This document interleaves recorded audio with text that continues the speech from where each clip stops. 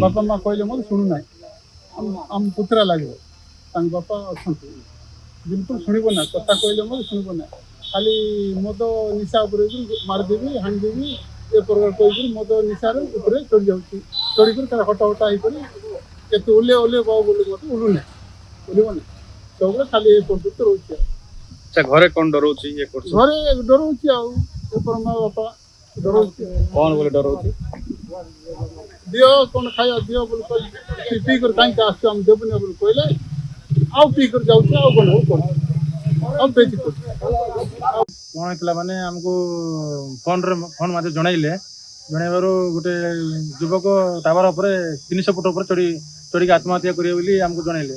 ଆମେ ସଙ୍ଗେ ସଙ୍ଗେ ଆମ ଷ୍ଟାଫକୁ ଧରି ଆସିଲୁ।